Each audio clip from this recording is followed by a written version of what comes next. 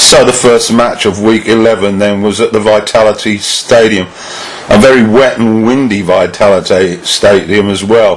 The crowd huddled in there and it looked hardly conducive for a good watch or good football. Team news: Man U were really unchanged from the team that faced Norwich last week. Bournemouth, well, they had King up front and Harry Wilson restored. The early moments then, after 3 minutes of break from James, great cross but no one on the end of it, and this was very much a sign of things to come. United were looking confident though on the ball. 5 minutes, Pereira, he had an effort which went high, but again good build-up, and James again the provider. Another James cross a little later, and Fred's effort went wide. 15 minutes, Bournemouth had their first clear opportunity and they caused absolute panic in the United defence. The final effort by Fraser, however, was just wide. Then 17 minutes, Rashford cutting in from the left set up Fred. His shot was deflected off Lerner for a corner. And 20 minutes, another free kick for United was cleared to James, and his effort was hit sweetly but just went wide by inches. 26 minutes, counter-attack by the Cherries, and Kid fed Fraser. His effort was poor and easy for De Gea. The half-time was looming. Half hour then, even contest really. United on points in the first 15 and Bournemouth better in the second. No real goal threat though, I must admit. Then we had an incident when Martial was running into the box and a defender with him. They both fell on the floor. It looked pretty innocuous, but responded with a need for VAR to look at a possible penalty. All hell let loose, and when emotions died down, VAR said no pen, but two people went in the book, one from each side. And just as we were about to go into the dressing rooms, an attack by Bournemouth down the right. They put the ball in the box. It was sort of cleared. Then it came back in again, and Josh King, with his back to goal, managed to chest the ball down, do a 180 degrees, and then hit the ball past De Gea, with the defenders standing watching him. De Gea wasn't at fault, but it was dreadful marking, and the result was that the Cherries had taken the lead, and within seconds we went for the half-time break. Into the second half then, and the conditions were getting worse. United were bossing the possession, but they really weren't being cutthroat at all in that final third. Bournemouth were looking increasingly dangerous on the break, with Callum Wilson extremely strong, starting off the counter. His distribution was good. He collected the ball, and he was a good outlet for the Bournemouth midfield. 56 minutes, we did get a snapshot from Pereira, which forced a good save from Ramsdale, but generally United were pretty flat. The tempo not quick enough. Too many crossfield passes. Another breakaway for the Cherries on 62. De Gea forced a rush from his goal to hack the ball away, and the defence again looking short on pace. And this happened again on 74. Really some problem there in the back of the defence. Maguire and Lindelof don't seem to have the necessary pace. If Bournemouth had been a little sharper, they could well have added to their lead. At the back, Akai was supreme and really not allowing any opportunities for Martial or Rashford. James was still the best outlet for United. The changes were brought in late on. Greenwood came on and Jesse Lingard came on. Pereira was taken off. But Cook intervened on 84 to thwart Rashford.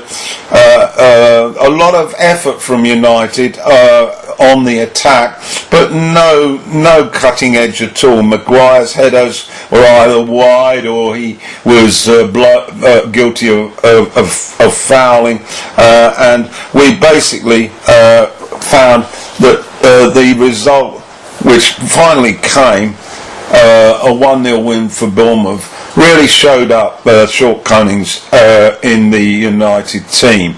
They may have won 2 and got a draw against the league leaguers, but this showed up their inadequacies. Bournemouth, however, well, they got a goal at last. They hadn't had one for about 6 hours when they got the winner, so Eddie Howe will be relieved. So final score then at the Vitality Stadium, it was Bournemouth 1, Manchester United 0. To the Amex then, Brighton at home to Norwich. The 2 players that everybody had their eyes on were Mopé and Pupki. These 2 were the leading scorers in the Championship last season, and both obviously hoping for more. Anyway, off we went with the action. Stepperman lofted a ball that hit the bar early on for Norwich, and Alzata running into the box forced a good save from Krul with his legs. Tete for Norwich almost headed into his own goal for a clearance, but that was all the action from the first half, goalless. Into the second half, Stevens had a shot that went wide, and Popper went close for Brighton as well. But finally, on 68 minutes, Trossard got onto a near boat cross and put it wide of Krul and put Brighton in front. 84 minutes, a great cross from Trossard. The defence statuesque. Duffy anticipated it and he slid the ball past Krul for 2-0. It was noted, however, that the coach for Norwich had replaced 2 people on the subs bench before the free kick was taken. Never a good idea to do that when you're just about to defend a free kick. So he paid heavily for it, Parker, and Norwich ended up with another defeat. Final score then, Brighton 2, Norwich 0. So to the Etihad then. Southampton were facing Man City for the second time in 4 days. Angelino was making his debut for City, in for Mendy. Aguero was back, Jesus on the bench, and Walker was also selected. For Southampton, Gunn was given a rest. He had to fish the ball out of his net 9 times against Leicester. McCarthy in for him. And amazingly, on 13 minutes, Southampton took the lead. Some good work led to a shot from Armstrong from distance, and uncharacteristically, Edison fumbled the ball, and Ward-Prowse was anticipating ahead of the defenders and clipped the ball past Edison to put the Saints 1-up. For the rest of the half, Southampton's defence was awesome. They blocked everything that they could against a barrage from City. There were shots coming in from everywhere. Aguero was guilty really of missing some half chances, but we got to the break and Southampton were a goal in front. Into the second half, and more of the same really. Aguero missed from a Bernardo cross, and then finally Walker on the hour managed to get to the byline. His cross was met by Aguero 6 yards out, and there's only one answer: goal, and that was it. City were level 1-1. Now they were really on the front foot. McCarthy made a huge save to push over from Bernardo Silva, and then Stevens managed to block Aguero's effort, and it was looking like possibly Southampton would hold out. but then eventually Walker collected a pass, and he after the goalkeeper had palmed away a corner inadequately to him, and he was there connected, and it was in the back of the net, and City had turned it around, and they were now 2-1 in. Definitely a goalkeeper error by McCarthy, but he did save from Jesus a little bit later, so it could have been 3-1. However, it was a City backs to the wall effort. They managed to crawl over the line. They got their 3 points. Southampton, a much improved performance. Hasenthal was happier with his men, and he certainly should be. It was a great effort, but winning teams have a way of winning, and that's what City are. So final score at the Etihad was Manchester City 2, Southampton 1. So to Villa Park then, Aston Villa versus Liverpool. Liverpool 28 points from 10 games, that's the best start they've had for, wow, a long time. El Ghazi was back for Liverpool at the expense of Grealish, who was out injured. Could be a loss for Villa. Liverpool were unchanged apart from Lallana, who came in for Fabinho, who was at risk of a suspension. Bright start though by the hosts. Early shot from El Ghazi was cleared by Alisson, and then on 21 minutes Trezeguet running in following a free kick, no marker, and he sweeps the ball past Alisson for Villa to take the lead. Other good response for Liverpool as expected, and Firmino scored a goal from a couple of yards, but it was denied by VAR, but I couldn't see what was wrong with it. Apparently he had a leg in front or something. So got to the interval with Villa 1 up. Second half, and Heaton in Villa's goal started to earn his cash. He blocked Mane's header at the near post. Then he and defenders Mings and others managed to block Liverpool's efforts 3 times. Firmino's cross on 73 minutes hit just wide by Lallana, and then Villa had a chance to go 2 up when Trezeguet set up Aarons, but Alisson came to the rescue to block it, and then an Alexander-Arnold left foot strike went inches wide. It was now minute 87, and could the unimaginable happen? Villa still in front 1-0, and then we've got it. Mane on the right, Swivel created a yard, his cross to the far post, Robertson coming in unmarked, a bullet header hit the back of the net, and Liverpool were level.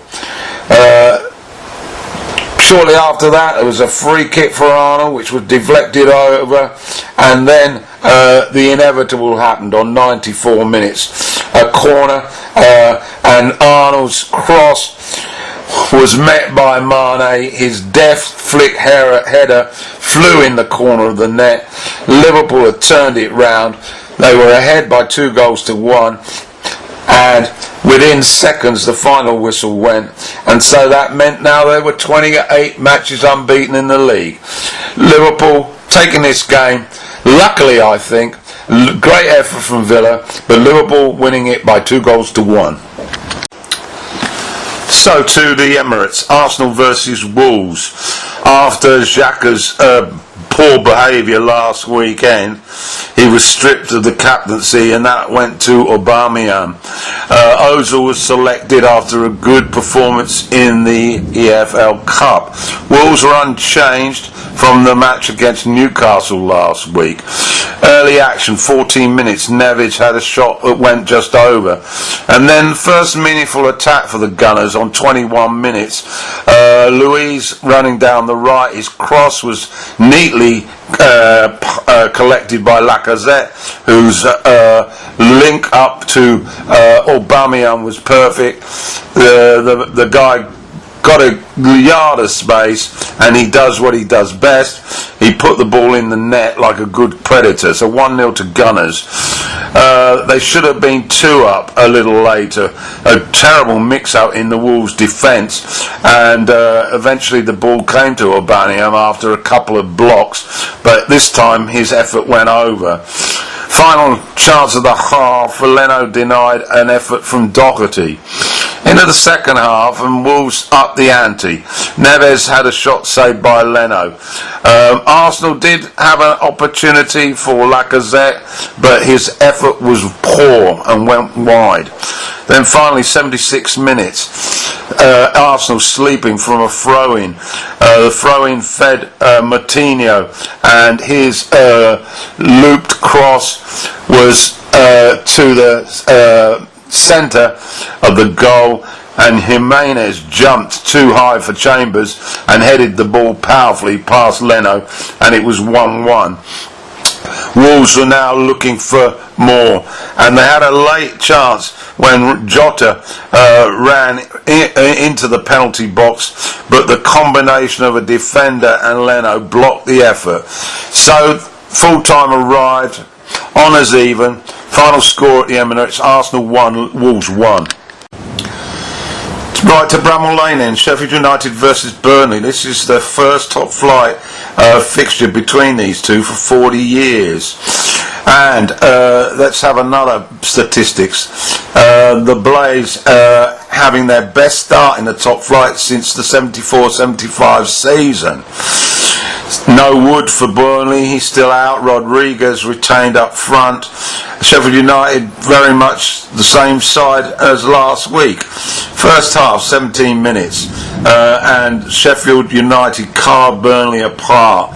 Lindstrom at the edge of the penalty box got onto Mousset's glided ball, and he stuck it in the corner for 1-0.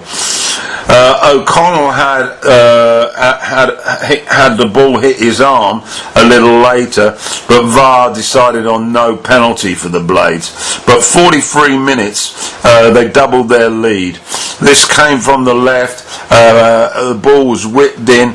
The defenders didn't go with it. They let Lundstrom come in at the far post, and he prodded the ball home past the Burnley keeper Pope, and that was 2-0 to the Blades.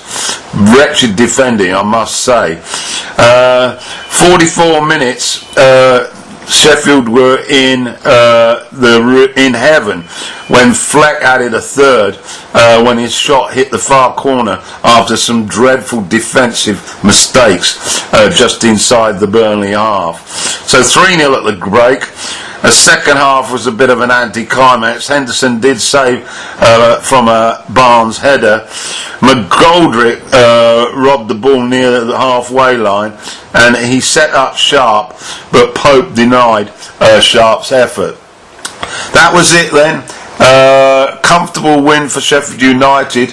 A poor day at the office for Burnley. Final score at Bramall Lane: Sheffield United 3, Burnley 0. So to the London Stadium, it's West Ham at home to Newcastle. 3 defeats in a row on the road for Newcastle, and West Ham's form hasn't been that good either. West Ham were unchanged, however. Newcastle, Bruce selected Shelvey and Hayden. They were in for Matty Lonscott, who was on the bench, and our early action here was from Newcastle. Alvaron was put through, and he was taken out on the edge of the penalty box by a West Ham defender, and from the free kick taken by Shelvey, the ball went to the back stick, and Joe Linton headed the ball back across goal, and Clark was there to head the ball over the line, and Newcastle were 1 up. Okay, that was 1-0 Newcastle. On 22 minutes they doubled their lead. This time Williams' cross found Hernandez, whose commanding header whizzed past Roberto. West Ham were playing the offside, and it didn't really work, and the Magpies were 2 up. Then St Maximin, who was looking dangerous throughout, missed the gilt-edged chance to put them 3-0. Roberto's legs defying him. And then the same player and Almiron combined with a neat break, but the final effort just missed the target, following a block by Roberto. And 43 minutes, first real chance for the Hammers. Dubrovka saved miraculously from a header, and so the half-time score was 2-0 to Newcastle. Then on 51 minutes, Newcastle not taking their foot off the pedal, and a great strike from 35 yards by Shelby from a free kick, and it hit the corner of the net. 3-0. Possibly a goalkeeper error, but it was a great shot. So now Newcastle in Wonderland, 3-0 up. They had to survive a bit of a scare though. Finally on 75 minutes, Balbuena managed to head in a flick from a corner to pull it back to 3-1. And then in added time, Snodgrass hit a sweet volley from the edge of the box into the corner to make it 3-2. However, it has to be said, the final whistle came, and Newcastle deservedly taking this one. Their 3 players up front, St Maximin, Almiron and Linton, were absolutely superb. Bruce obviously on a high. So the final score at the London Stadium was West Ham 2, Newcastle 3. Vicarage Road then, Watford at home to Chelsea. Now Watford are still waiting for their first win. They selected Gray up front. For Chelsea, Emerson was back after injury, and the American Pulisic was retained up front. 5 minutes, Chelsea in possession, and a gorgeous cross by Jorginho behind the defence found Abraham, who was running on and beat the offside, and he chipped the ball nicely past Foster, and Chelsea were 1 up. Foster needed to be sharp to save another Abraham strike shortly after, and then a William cross found Pulisic, whose header was brilliantly saved by Foster. Watford finally got an opportunity after 40 minutes. Delafeu hit his shot wide, but just before the break, a Mount shot from distance was tipped onto the bar by Foster. Foster once again saving Watford. That was the half-time then, 1-0 to Chelsea. Second half, Foster again fought in Mount. And then on 55 minutes, Abraham managed to get to the byline, and he set up Pulisic with a tantalising cross into the 6-yard box, and the American stroked it home, and it was 2-0. A Kovacic cross found Abraham, but he just fails to connect. And then on 80 minutes, Jorginho tapped Delafeu's foot in the box, and VAR offered a penalty. The referee hadn't given it, but anyway, a penalty awarded, and Delafeu stepped up and converted to pull the deficit back to 2-1. After that, Chelsea had Kepa to thank for a great save near the end, but also, and it was from Foster. Foster came up in the dying seconds, and his effort forced the save from Kepa. So Chelsea hung on. They deserved to win. They were far better than Watford, but an exciting finish. Final score then at Vicarage Road: Watford 1, Chelsea 2.